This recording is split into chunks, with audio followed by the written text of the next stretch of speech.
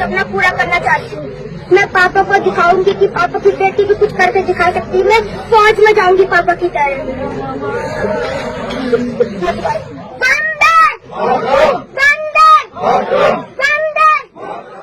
രാജ്യത്തിനായി ജീവൻ കൊടുത്ത ധീര സൈനികനായ അച്ഛന്റെ മൃതദേഹത്തിന് മുന്നിൽ രാജ്യത്തിനായി ജയ് വിളിച്ച് 10 വയസ്സുകാരി മകൾ. ജമ്മു കാശ്മീരിലെ ബാരാമുള്ളയിൽ പാകിസ്ഥാൻ നടത്തിയ വെടിവയ്പിലാണ് 39-കാരനായ BSF സബ് ഇൻസ്പെക്ടർ രാകേഷ് ദോബാൽ വീരമൃത്യു വരിച്ചത്. ധീരസൈനികന്റെ മൃതദേഹം ജന്മനാടായ ഋഷികേശിലെത്തിച്ചപ്പോൾ വൻ ജനക്കൂട്ടമാണ് തടിച്ചുകൂടിയത്. ആദരമർപ്പിക്കാൻ ഒത്തുകൂടിയവരെയെല്ലാം അമ്പരപ്പിച്ച് 10 വയസ്സുകാരി മകൾ ദിത്വയുടെ വാക്കുകൾ. രാജ്യത്തിന് ജയ് വിളിച്ചാണ് ദിത്വ വീരമൃത്യു വരിച്ച അച്ഛനോട് ആദരവ് അർപ്പിച്ചത്. വലുതാകുമ്പോൾ പട്ടാളത്തിൽ ചേരുമെന്നും രാജ്യത്തിനായി പോരാടി അച്ഛനോടുള്ള ആദരം കാണിക്കുമെന്നും ദിത്വ പറഞ്ഞു. पीछे फौजी खड़े हो रखे हैं, हमारे देश की सुरक्षा करते हैं।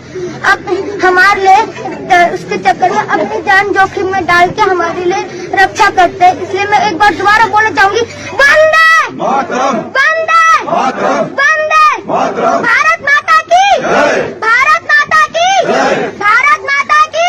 2004-ലാണ് രാകേഷ് BSFൽ ചേർന്നത്. കഴിഞ്ഞ വർഷമാണ് ജമ്മു കാശ്മീരിലേക്ക് സ്ഥലം മാറ്റം കിട്ടിയത്. News desk Malayalam television. Pavan gold Tirur.